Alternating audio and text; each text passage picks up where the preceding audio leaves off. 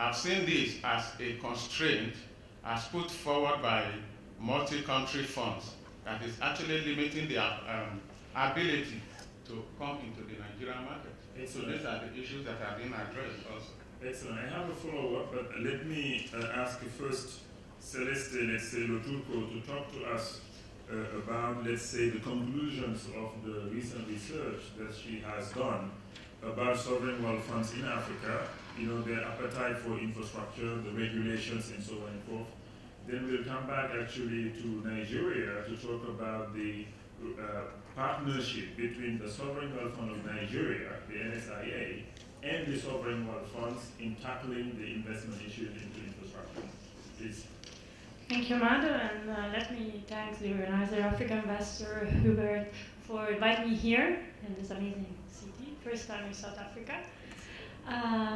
Before coming and sharing with you the finding of our research, I would like just to give you a short background about the research that has been made for the Italian Ministry of Foreign Affairs in support of the Italian Sovereign Fund. Funny enough, we have a sovereign fund, and our sovereign fund co-invests with other sovereign funds mainly. We have already partnership with Qatar, Kuwait, CIC, and Russia Direct Investment Fund. Eventually, we are targeting Africa as a future partner. So we had the necessity to analyze the scenario sovereign fund in Africa, and it's my great honor and pleasure to share with you the findings. So, looking at the global trend of sovereign funds, we saw an increase in the number and the size of sovereign funds. They moved from a global asset under management of $5.9 trillion in 2013 up to $7 trillion in 2014. We saw the same increase in African sovereign funds, and nowadays Africa counts, according to our research, 12 active sovereign funds and 9 planned sovereign funds. 4 are still under consideration, for a total asset under management of $154 billion, that if you compare to the overall asset under management of the global sovereign funds, it's almost the 3%.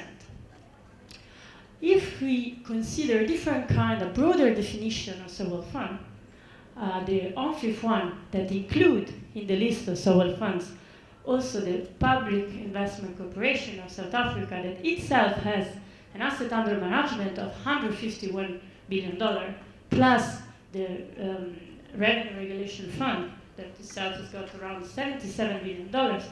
This size increased up to $314 billion.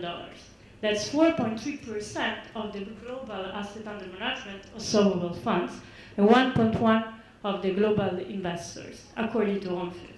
Why I'm talking about this number, and apologies for this, it's to give you the idea of how much sovereign fund could represent a pivotal factor, an actor for development and inclusive growth for Africa. One of the main characteristics that besides being investors, so they need to seek for financial return, they also have a secondary mandate. I would say a second mandate, not a secondary mandate, forgive me for that. That is to satisfy their shareholders, that in this case are the citizens. So this is their peculiarity, and this is for that they can be an actor for the development of Africa all around. More specifically, they can do this in different ways. I will not mention all the ways they can have, all the objectives and mandates. I will just mention the 3 most important ones that we share. So first of all, when sovereign funds are generated by revenues from natural resources, it could be diamond for Botswana, could be oil and gas for Angola, Nigeria, and others, their most important mandate is to stabilize the economy.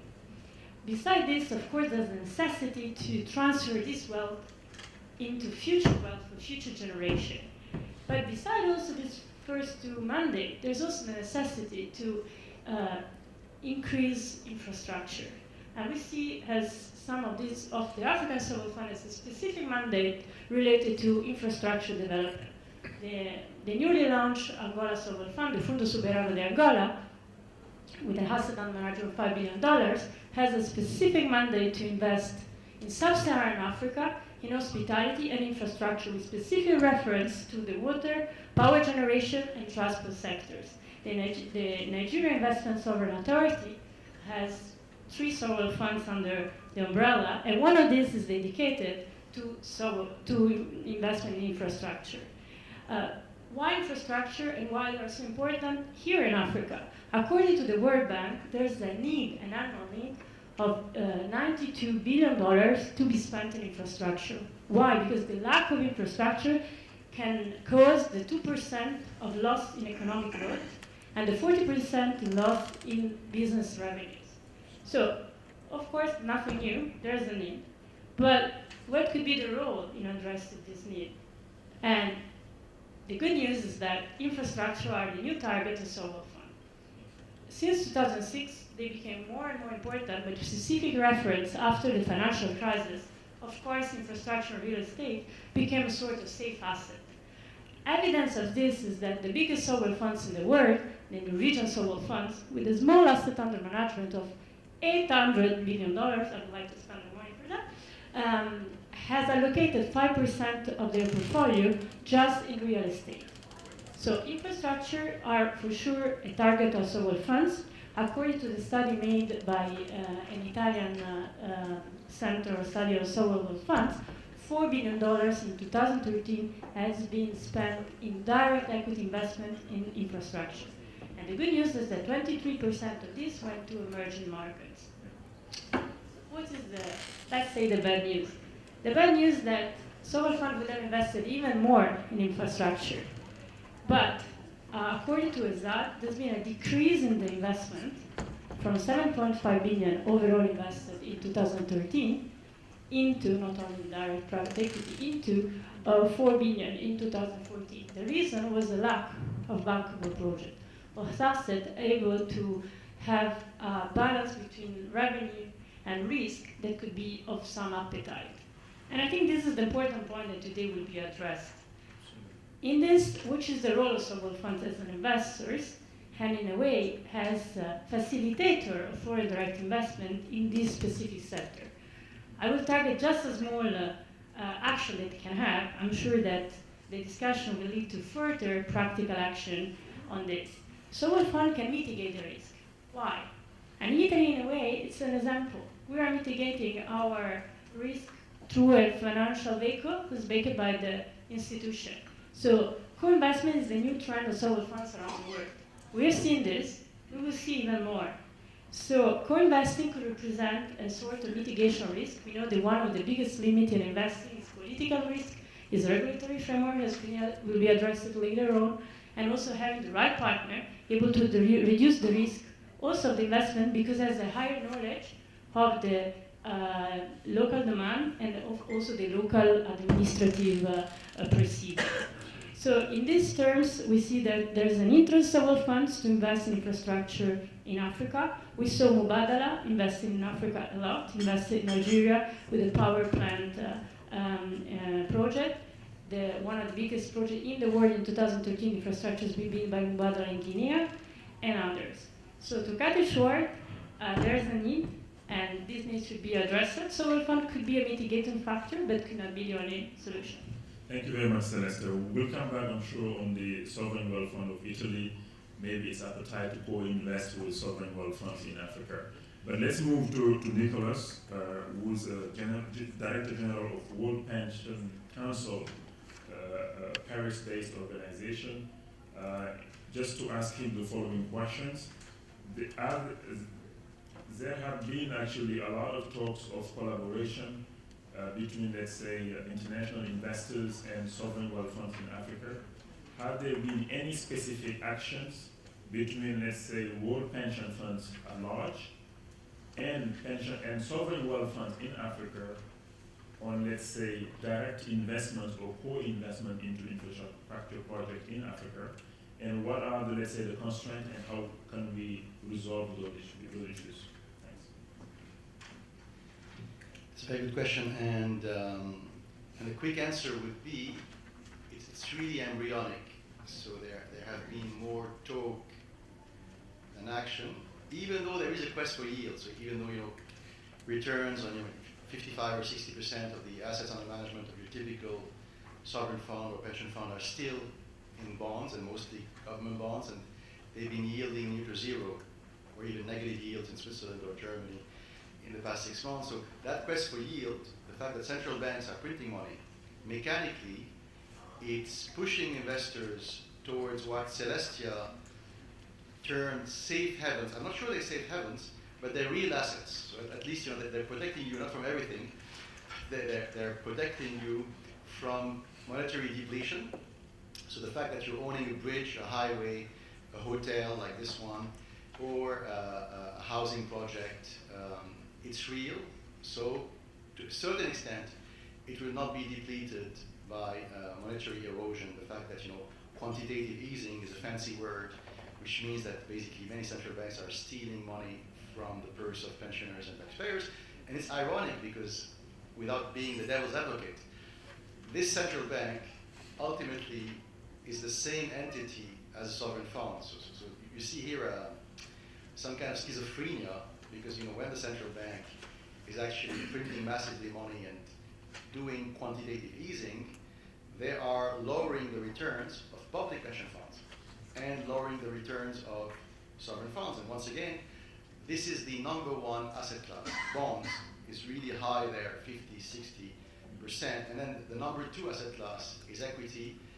And then you have these new asset classes, or real asset classes, which are private equity, venture capital, real estate, and infrastructure. And a point I want to make is that it's very difficult for a sovereign fund or a pension fund, which has never invested directly into infrastructure, either through a third-party fund or directly by buying a piece of a bridge or highway in some country. It's very difficult for him or her to do so if he hasn't had a taste in alternative investment in the first place, and more specifically in real assets. So typically, these sovereign funds and pension funds who will come to the idea of infrastructure have had an exposure for many years in real estate, for example, and that gives them a flavor, or for many years in private equity and venture capital, and that also gives them a flavor of infrastructure. If you look at the big, infrastructure-focused fund management company, the Macquarie's, JP Morgan, etc. of this world, if you look at the CV of the people doing the actual investing, many of them come from a private equity or real estate background. But to come back to your question, co-investment, there's been talk of it in emerging markets. It's really embryonic. The main form, or club deals, club deals. And there are many initiatives. So to make it long story short, I would say that there are like 2 or 3 or 4 initiatives which are really embryonic. One of them, I'm an advisory board of the newly formed World Bank Global Infrastructure Facility, the World Bank GIF. So it's one amongst many initiatives, and so what they want to do ultimately is to encourage and foster Northern Hemisphere and rich nations, pension funds, insurance companies, and sovereign funds, co-investment in sub-Saharan Africa and South Asia. But it's only embryonic, it's barely starting. And what I want to say is that it started because there was a strong will from the part of the World Bank, and also some donor nations, and there were 4 donor nations, which are Australia, Canada, Japan, and Singapore.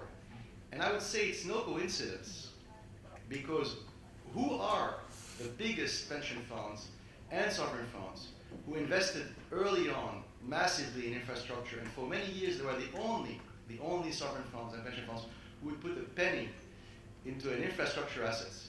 Who were they? They were the Canadians and the Australians, and it's no coincidence. And so culture is key. The fact that policymakers, ministers, presidents are used back home in Toronto, Montreal, Sydney, Canberra, they're used to the notion of pension funds putting money into that asset class. Of course, that's a big plus. That's a big plus, and so I would say it's embryonic. It's moving in the right direction, and of course, the fact that Africa, Africa's weaknesses are also its strength in many ways. So the fact that there is demographic dynamism, the fact that many African countries are less developed, they're starting off a much lower base. It's also the fact that there's a lack in infrastructure, but all these negatives can be turned into positives. So all these negative points can explain why infrastructure will grow much faster. The economies of Africa will grow much faster than average in the next 10, 15 years. So there is a case for foreign investors and for local investors to come and invest in proper infrastructure assets as long as the risk, the keyword is risk, and the country risk is covered. Absolutely. Thank you very much. One of the big issues we see actually is the sizable bankable projects. Many of the sovereign wealth funds from overseas or pension funds would like to put in big money, minimum $50 million typically, and they do not want to get majority. So which means that the equity of the project should be at least $100 million if they are to get, let's say, 50% of the projects. $100 million, debt equity ratio typically of 30 to 70, 30-70. So which means that the project should be around at least $300 million overall cost. Not many that have been properly, let's say, structured so as to attract those investors. Let me turn on to the Minister of Finance of Namibia. Maybe he can share with us some potential bankable, sizable projects in Namibia that the international sovereign wealth fund and pension funds community could be interested in. Something that is maybe near financial close, near, let's say, end of developmental phase, so that maybe some of the people who are sitting here can start to think about those projects. Thank you. Excellency. Thank you very much. Before I go to the projects that are in the pipeline, of which there are a number, I think I just want to throw something in the argument or in the mix, which is crucial for Africa's own potential to grow its infrastructure. That is, I think if we look into the costs of funding infrastructure, when you have either sovereign wealth funds or pension funds, most of the risk is rolled to the governments where those infrastructure development is going to happen. So the bang for the buck is reduced because of the risks that are rolled away from the investor itself. Now in Namibia's case we have an investment credit rating, so have our utilities where some of these projects are vested. But in spite of that, the government is obliged to completely cover the risk of the investor by sovereign guarantees. And what it does, it takes away fiscal space of the government to invest in other development programs. So the economic gain and as I said, the bang for the buck is reduced. Now that is a matter that needs to be addressed, and I think we believe therefore in the need for African countries to themselves raise funds and invest in these infrastructure projects or co-invest in them, so that the risk share becomes fairer and the risk share becomes better.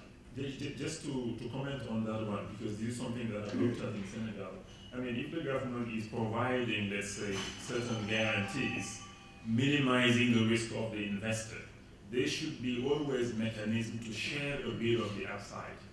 For example, if you have a toll road where the government is guaranteeing traffic or things like that, once the investor has had his or her minimum returns, then the upside should be shared, maybe 60-40 or what have you, between the investor and the government. Giving the guarantee could be always a better way than raising yourself the fund, because when you raise yourself the fund, you borrow money then you use your, let's say, debt capacity. You increase your debt to GDP ratio. Whereas when you give the guarantee, it's only when the risk materializes then that is accounted for. So if you don't have the means, it could be a good way to fund infrastructure by doing those PPP projects, knowing that your guarantee is always cheaper or your contribution is always smaller. But your last point, to have the government co-invest, is very important. And the best way to do it is through the sovereign fund. Because if government is there directly, the private sector will be worried. Because many governments are maybe hindering sometimes because they don't have the experience to run businesses or to be a proper co-investor. But the sovereign fund is typically well staffed to be a good co-investor. Well, that last point is debatable. I think the fact that you say that governments are unreliable or a shaky partner, I do not take. And in Namibia's case, we give that security by maintaining a sovereign credit rating. Now, but be that as it may, I think I don't want to enter into this debate whether whether governments are necessarily more risky than government-controlled sovereign funds. I'm not so sure. Now to the projects. We have a number of projects. The first category of projects, there are also a number of ones are in the power generation sector. SADC and SADC's power pool is under pressure. The demand is much higher than the ability to provide and generate power. So Namibia has a policy to become self-sufficient as quickly as possible, move away from power purchase agreements and replace that by own ability to generate. We have got a strategy where we want to create a mix of sources from which we can generate power, so they would include conventional generation, but also alternatives, the green power generation. But the first project that we have, that's in the pipeline for some time now, is a gas to power project. We call it the Kudu gas project, and it's an interesting example. The project is, for Namibia's measures, a large project. 7 billion dollar or rand. It has two components. It has the upstream development of the gas fields, and then it has the downstream development of the power station. Now, the upstream component is a US dollar denominated business because of gas. And here comes my point. Government is expected to not only guarantee project implementation, but also gas price over the life of the project and the foreign exchange risk that is related to it. So, heavy burden on the guarantee side. On the downstream side, similar. Government is expected to guarantee takeoff, project cost, and the foreign exchange risk, because the power business in Southern Africa is a rand-dominated business. Now that makes the project, as much as it is needed, a marginal project. But for the investor, it is only profitable and it will guarantee the returns if these back-to-back guarantees are in place. But we have committed to that because it is a important basic commodity without which you cannot industrialize or lift living standards. Now that is a medium-term project. It has a capacity of 800 megawatts, but it would come online only in 4 years. So we need also stopgap projects that would carry us over the gap from now to, say, 2019. And those are the 250, 300 megawatt projects that can be used demand plants when the bigger project is online. And secondly, or thirdly, it is solar and wind, the green part, which of course also needs stable base load, but also peak demand or compensation. The other group of projects are in the transport sector. One is road infrastructure, the other one is rail. Basically what we are trying to achieve is to position Namibia and the port of Walvis Bay as a logistical hub for the Southern Africa, for SADC. We are already well linked through roads. The rail infrastructure needs to be upgraded, both on the hard side, that is the rail itself, but also rolling stock, so that we can, in a cost-effective way, become the logistic hub for landlocked countries in Southern Africa. Thank you, Excellency, and I hope you have a lot of business cards, because many of the business people here may want to get in touch with you to follow up on at least the Kunu project. Thank you very much. Actually, let's turn to Nigeria with Lana. Any concrete examples of projects where the Nigerian Sovereign Investment Authority is maybe partnering the pension funds to maybe, invest in some of those projects? Yeah, thank you. Just like I said earlier, pension funds do not invest directly, but we're looking at structured instruments. But even with this,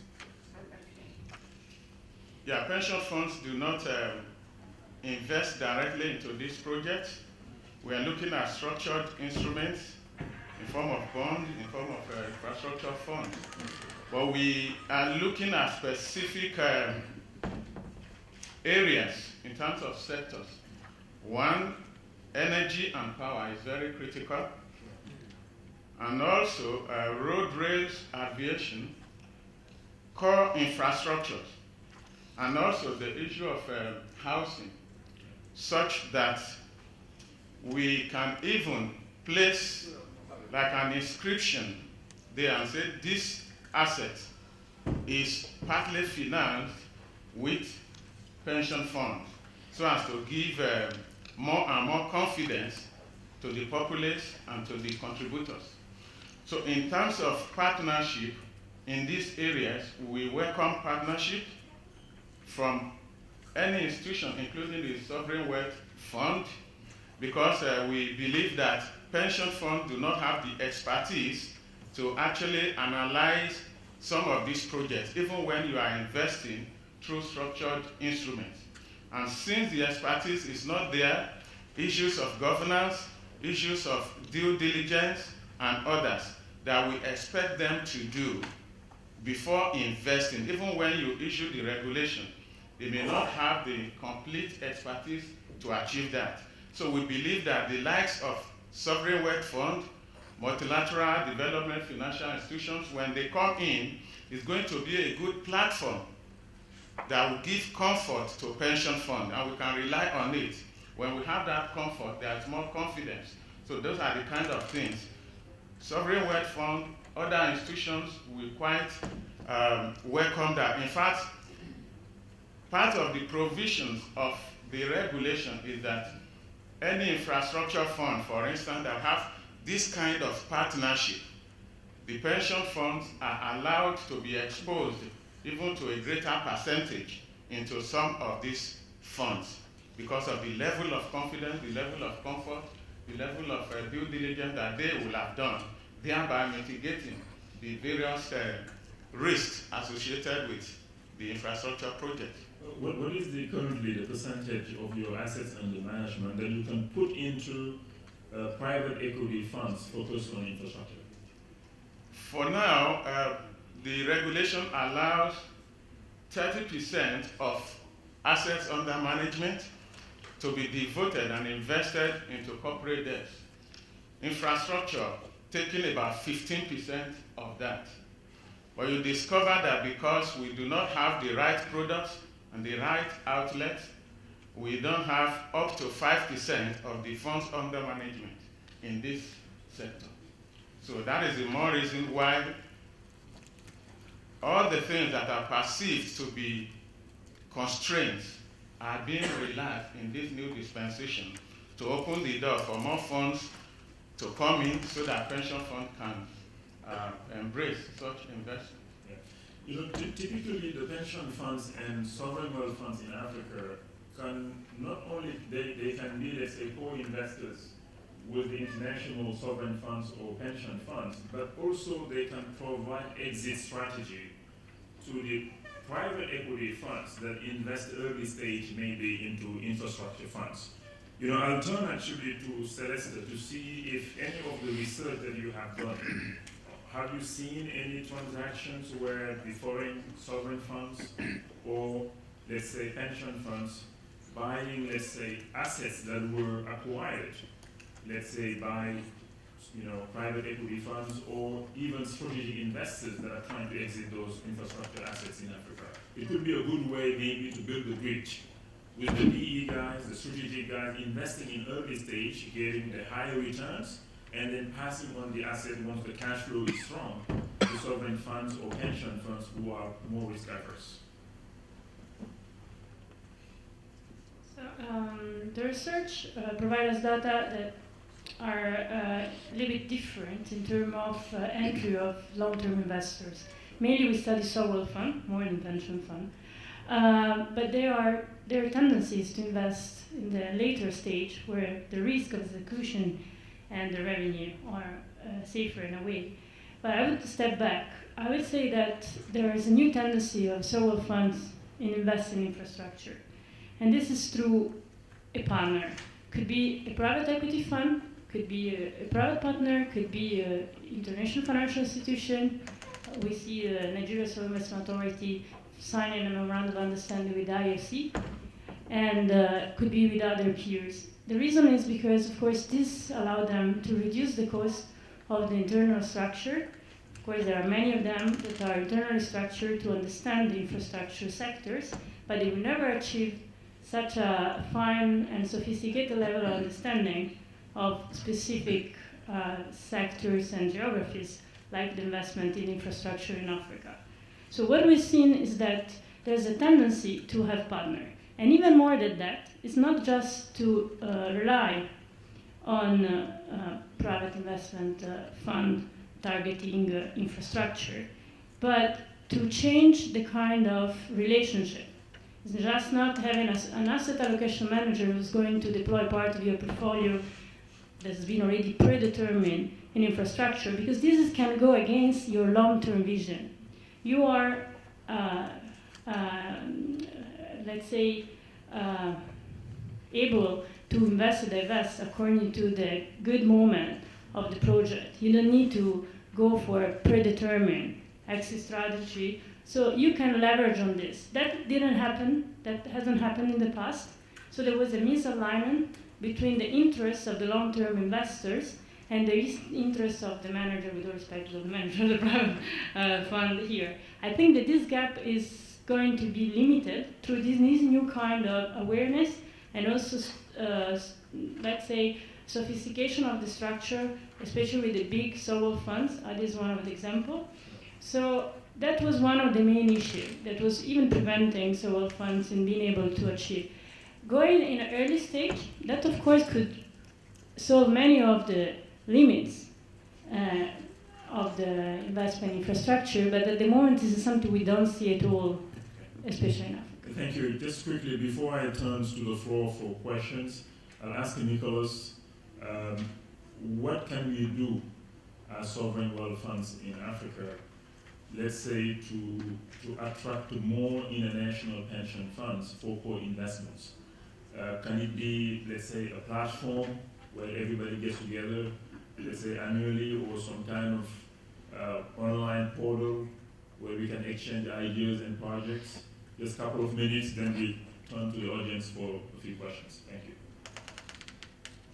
I think a platform or facility, a Pan-African one, and I think Hubert Denzel here has worked on the notion, in the past few months, and he can tell us more about it. But that would be great, and that would send a strong signal, because of course, if you're in Toronto, Montreal, and San Francisco, and if you have all these apprehensions about country risk, bureaucracy, political risk in Africa, if you see African policymakers, because ultimately public pension funds and sovereign wealth funds, they are led by policymakers, by states. If you see them, putting their money, their own money, where their mouth is, that will send a very strong signal. Also, it's important to diversify. So if you are a sovereign wealth fund from Nigeria, if you put all your infrastructure money in your own country, you're serving a higher social purpose. It's good for the development of Nigeria, and you should do it. But you should do it within limits, because you should diversify. So you should invite South Africans, Egyptians, Moroccans to put money in your own highways and roads and bridges. And you should take some of your money and put it, ideally, into highways, airports, and roads in Morocco and South Africa, and therefore having that theoretical equilibrium where you have higher return and you lower the risk. And just want to make a small comment, because I think it's a very interesting example. It's Senegal. If you look at EFAGE, the PPP highway projects are exemplary. So it's really magnificent what Senegal has done with its modern highways, with that French company called EFAGE. It's a case in point of what everything should be done. It's like a perfect case study. And EFAGE is both a construction company and a concessionnaire. So it's build, operate, transfer. Their main historic business is civil engineering construction, but when they talk to certain governments, they agree to own and operate a concession for 30, 40 years. Now, who are the shareholders of that French concessionnaire? Most of the shareholders are of EFAGE, happen to be Canadian, American pension funds, German insurance companies, and Middle Eastern sovereign funds. So already you can see that by owning the capital of EFAGE in Paris, these Arabian SWFs and Canadian pension funds are owning a piece of the action in Senegal in the highways, and then they could be, like you said, a second stage where the concession is progressively transferred to some infra PE funds. But who gives the money to the infra PE funds? It's the Canadian pension funds and the Middle Eastern sovereign funds. And then a third stage, 6, 7 years down the road, you could have the pension fund and sovereign funds directly owning shares or pieces of the concession. So it is a cycle, and I think there are beautiful assets in Africa, and many African policymakers are understanding how the game should be played, and I think we are at the beginning of a very long and hopefully successful phase. Thank you very much. Let's turn on to the audience for a few questions. I think we have 10-15 minutes. Just please make it short, and we'll have someone, the panel, to answer the question. Thank you very much.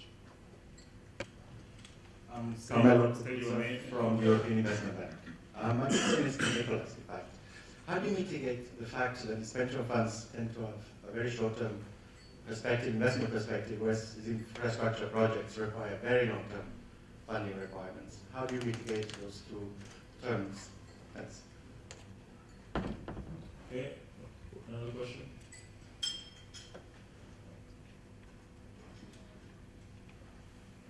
Maybe Nicholas can take the floor. Yeah, they don't always have a short-term perspective, but they have short-term fears and apprehensions. So they're happy to invest over 50 or 70 or 90 years, as long as their short-term apprehensions are well covered. And this is the problem, really. I mean, of course, infrastructure is illiquid. So if you own a piece of airport or highway in Namibia, and if someday something goes wrong in Namibia, you cannot just take the bridge with you and go back to San Francisco or Montreal. So the problem is that it's liquidity. And liquidity makes risk more dangerous. So there's like a multiplier effect, But by the fact that things are highly illiquid, you cannot sell them and buy them on the market, the psychological stress on the pension fund managers multiplied 10, 20, 30 times. So I think the mitigation, the only proper mitigation, is really regulation and laws that can bite. So people are afraid of the worst case scenario. So maybe that there's only 1% chance that one day some policymaker at federal, provincial, or municipal level will do something very stupid and hurt the interest of investors. But that 1% chance, you may say it's small. You may say, why are they afraid? There's 99% chance that things will go smoothly. And why the big deal? Because that 1% likelihood is really what keeps them awake at night. Because it happened in Norway. If you look at Moody's and S&P, Norway is like AAA+. It's like a Scandinavian, blonde, blue-eyed, Lutheran, Protestant country, right? And Norway, what they did something very stupid. Because 2.5 years ago, they sold the crown jewel of Norwegian energy transmission, which is called Gaslet. And they sold it for like $7 billion. They sold like a quarter of Gaslet for like $7 billion to a consortium of 2 public Canadian pension funds and Abu Dhabi sovereign fund and Allianz. So it's the cream de la cream of the world global elite. Like you have the biggest German or world insurance company, the 2 biggest Canadian pension funds, and the richest Middle Eastern sovereign fund.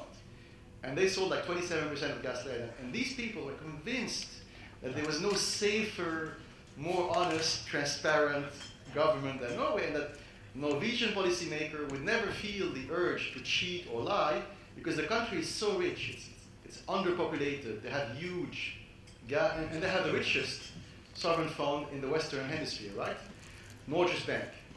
And all of a sudden, a year ago, they had municipal and legislative elections, and the ruling party decided that it was good to promise Norwegian households that they would lower the price of gas by 5 or 6%. So something really stupid and minuscule. And overnight, they reneged on the main clauses of that amazing infrastructure deal they had negotiated with the world's best and biggest investors. And that sent a horrible, horrible signal. Because if it happened in Oslo, of course it can happen in Johannesburg or Paris or Madrid or Cairo. Actually, it happens in Oslo, but it would never happen in Africa. It's very weird, actually, in Africa, where people... seriously, we have seen that in Spain also, in the solar industry in Spain. But in Africa, cases are very weird, where government renege from some key clauses of contracts. You have 54 countries, maybe not more than 4 or 5 times. Those things happen. So risk perception is wrong generally. People think that in Africa the risk is extremely high, but you can get actually the same risk or higher in the Western world and a much less return. But in Africa, you get a much higher return. So this is something that the investors should think about as well. Just quickly, before we can conclude, we'll maybe just give each of the panelists, since there are no more questions. Okay. Yes, hi. My name is Nicholas Mitsos. I'm CEO of an affiliate of the China Development Bank here in Johannesburg. And I'm also an American, but I want to tell a little story about how American infrastructure was financed in the second half of the 20th century. About half of the infrastructure built in the United States, the public infrastructure that was not done by the federal government, was done by states and cities. Of that, most of the funding came from the bond markets. It was not government money, it was investments from pension funds and other investors in the market.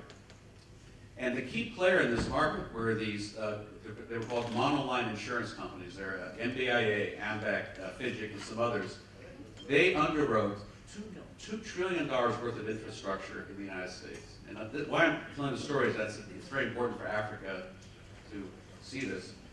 And so what these companies would do is they would provide unconditional, irrevocable guarantees that the bond interest payments and principal would be paid off at maturity for 30-year bonds. And they have AAA ratings from all the major rating companies. So now a bond is going to the market. Let's say it's a sewage treatment plant for Tuscaloosa, Alabama. Investors have no way, pension funds have no way of analyzing these kinds of investments. But here's a AAA guarantee on top of it. It would trade in the market as a AAA, and there was incredible amount of liquidity. There's $2 trillion. Think about it. This is from 1975 until 2007. In 2007, what happened was these insurance companies were basically pressured or whatever. They went into derivatives markets as well. They had to guarantee mortgage-backed securities and CDOs and credit default swaps, and the whole thing blew up. But the book of infrastructure assets was impeccable with almost no losses. Now, what is this? These companies now have been neutered by the financial crisis. What I see as, not just I do, but many people have the same view, is that in Africa and in developing countries, there needs to be a new guarantor that steps up, that has AAA guarantee, that can de-risk projects and can have bond issues that are issued with AAA ratings on them, that at least for a portion of the debt for massive infrastructure projects. One candidate obviously is the World Bank. In fact, there's been, the CEO has mentioned a few times that there may be a possibility of shifting more towards that. If you look at the capital you need to be a guarantor, it's much less than when you make a loan as a bank. So the only way, in my view, to open up the OECD capital markets, and when we say OECD capital markets, we're talking about private investment. It'll be $100 trillion in OECD private investments in a few years. That's pension funds, insurance companies, asset managers, even sovereign wealth funds as well. 100 trillion. If you look at Africa's needs, just 2.5% of that 100 trillion is enough for what, 75 billion a year for 30 years, roughly. So it's the trick here, I think, is to find a way to create something like the monolines that they had in the United States, but this kind of guarantor that can de-risk projects, provide AAA guarantees, and open up incredible liquidity for the marketplace. Thank you. If I could just point out, and maybe, I'm sorry, your name is? Nicholas Mintzo. Nicholas. There is actually an 11-year process of developing a monolith, AMF, for exactly that purpose. David Stevens is the CEO, former head of monolines, and I've been advising the monolines for years on the good deals in emerging markets that didn't go belly up, okay? So there is a process in motion, and also this afternoon we will have the CFO, the CFO and the head of the pension funds from the World Bank here. So this is about action and creating solutions, so let's talk later. Just one more comment. Yeah, AMF is a great idea, but it's tiny. I mean, we're talking about, it's a great, okay, let's great build idea. it out. But we need something 100 times bigger. Okay, let's do it. Thank you. Just my comment also, I mean, I think for now, the biggest issue we have is bringing actually bankable projects to market. How are we going to finance it? We have a lot of tools available, but often projects take 10, 15 years in some countries. Some infrastructure projects, we've been talking about it for 30 years. It's not there yet. You look at India, it's since 1950. You look at many other things, it's since 1970. I wasn't even born yet. So, how can we bring big projects to market and structure them in a way that I can invest, sovereign wealth funds overseas can invest, pension funds can invest, because the capital is there. Thank you very much. Let's maybe turn onto the panel. If no, maybe just one last question from the audience, please. Yes, my name is Simon Victoria. I'm the head of the capital market investment bank at Afrexim Bank. And I want to echo what you just said. With respect to the monoline and the insurance companies, we have tried to run a similar model by working with insurance brokers to de-risk investment in Africa. I think rather than simply rely on the World Bank and IFC, the idea would be if you were to tap into those sovereign wealth funds, those big pension funds in the OECD market, you have to bring along the monoline insurance companies that operate in those markets. So we have to diversify the solution rather than simply rely on the World Bank or some insurance company that's projects being started for 11 years. So in the dialogue, you got to bring along all the players. Those OECD investors know those monoline, understand the business, how they run it. If they believe in the project, for instance, the project in Namibia, you bring those insurance companies, at least, you can tap into the market directly that way. I think we need to simplify the solution rather than recreating the wheel. Bring the players together to make it happen. Thank you. Maybe let's turn to the panel. Honorable Minister, any word of conclusion? Thank you very much. I do not know whether it's a word of conclusion, but let me first of all agree with the approach where we have to join hands to de-risk projects in Africa, because I do not think that INGA, for instance, is a project that is not bankable. Everyone knows that it's a good project. It is the structure of financing that is too complicated to make it flow. The perception of risk is too high, and people are not putting the money into a factual bankable project. Thank you. And I think, therefore, the suggestion to involve the World Bank, but of course also the African Development Bank, which is a triple-rated institution, our own, is important. And thirdly, what I said initially, we must ourselves come to the table and invest in these projects. Last point, and I've heard it today again, we talk about African investment and Pan-Africanism, but when it comes to the facts, we invest in South Africa and in Egypt. And I think we must start to appreciate the risk of focused investments in specific countries in Africa only, because it widens the gap and it increases polarity. And I think we need to spread really in a Pan-African way instead of just talking about it and remain investing in a very focused way. Thank you, Honorable Minister. Lana, please. Yeah. Thank you very much. Just to add that in Nigeria, the pension funds are available for investment. In fact, eager to invest in infrastructure. The challenge is that the right product, the right outlets are not there. That accounts for why even the amount that have been allocated to this asset class has not been fully utilized. Every form of constraint hitherto are being removed. In fact, we are creating multiple funds now rather than the single fund that has been operated before. And first in history, we are allowing or making it mandatory for those funds to have minimum investment in infrastructure once we have the right structure. So this is very, very key.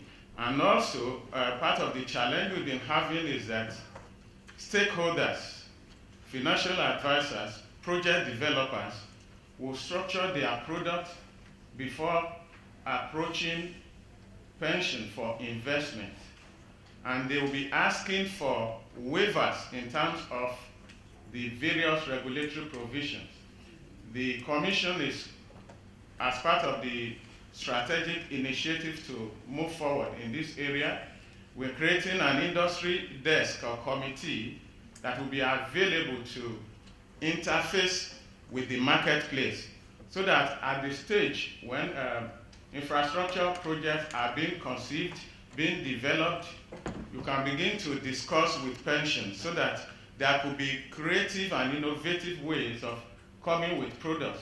So in these various stages, if there are issues within the regulations, we believe that we can talk about it rather than come at the end and be asking for waivers.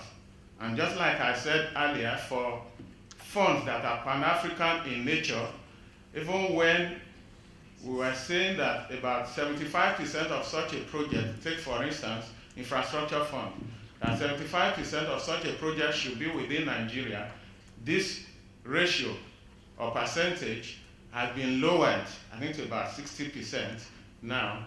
A copy of this regulation is on our website. We invite you in. Please go through. The doors are open. Thank you. Thank you very much, Lana. Celeste, please. Sure. So tapping into the example of the Nigeria Pension Fund and eventual collaboration with Nigeria sovereign funds, looking at how can African sovereign funds became a motor, how can we enhance their effectiveness in supporting sustainable development and inclusive growth, I think a collaboration is the key word. Not only in co-investing together, so reducing the risk and the cost of the investment, but also sharing best practices. Governance, experience, expertise could be the key word. And in this, sharing best practice, the best example of sovereign funds in the world, could support not only the sovereign funds itself, but the overall environment. So in this, we see a report that's a very fun example of the Russian Direct Investment Fund supported the Egyptian government in setting up a sovereign fund, or the Norwegian one with others. And I would close on this, that one of the most expert in governance of sovereign funds, the first who defined sovereign fund in 2005, Andrew Rosenov, made the 5 forecasts for sovereign funds in the future. One of these concerned Africa. He said one of the African sovereign funds, before 10 years, will arrive to such a level of sophistication as GIC, the sovereign fund of Singapore, one of the sovereign funds of Singapore, and now the Abu Dhabi Investment Authority. So that's my wish. There are many already on the scene, both in the way they invest and the way they present their governance, Angola, Senegal, Nigeria, and others. So maybe that could be a small element, if you want to say, but that can support the overall development. Thank you very much. Nicholas? I would agree with Lana on the point that many pension funds and sovereign funds have already increased their theoretical allocation to the asset class. And they have stashed up hundreds of billions to be invested into the asset class. So there is dry powder. And many of these private equity infrastructure funds are overfunded. So they receive more money than they really need from the part of CalPERS, OMERS, ADIA. The problem is that there aren't out there enough investable assets. This is true. And what is true of France, England, Poland is also true of South Africa, Namibia, Nigeria. So we shouldn't ask from Africans things that the Europeans themselves were unable to deliver, right? So we're placing the bar very high. It will take time. So I think from the macroeconomic perspective, from the financial economics perspective, everything is positive for infrastructure as a new asset class. There is money. A big chunk of that money, maybe 20, 25, 30%, will come to emerging markets in Africa. It will just take time because it's a very long investment cycle. And the only way to accelerate things, apart from what you mentioned earlier, which is like technical structuring, etc., is lowering country risk at the national level. The only way it can be done is through strengthening the judiciary branch and making courts more independent from governments. Thank you very much. Just my own conclusion. First of all, infrastructure is the responsibility of the government. If government has the borrowing capacity and the human capital, first it should always borrow and build the infrastructure itself because it is faster and it is its own responsibility. But most of the time, government doesn't have the resources. Therefore, government rely on PPP projects, but still, government should be able to put in some money in those PPP projects or provide some guarantees. And the best way for me to put in the money into the PPP next to the investors is to give it to the sovereign wealth fund, first of all, to staff it properly, so that it can speak and walk the walk, talk the talk that foreign investors, let's say, are doing, so that they can speak the same language. Number two, the sovereign wealth fund will always negotiate better than the central government itself when it comes to extracting value out of the money that the government is putting into the project or the guarantee that the government is putting into the project. Three, sovereign wealth funds in Africa can always provide exit for investors that take the early stage risk. Pension funds could do it in some countries, maybe not in Nigeria, except via the project bonds once the project has started generating cash flows. So those are my conclusions. In Senegal, sovereign wealth fund will develop projects or co-develop and invite local and international investors into these infrastructure projects. Thank you very much.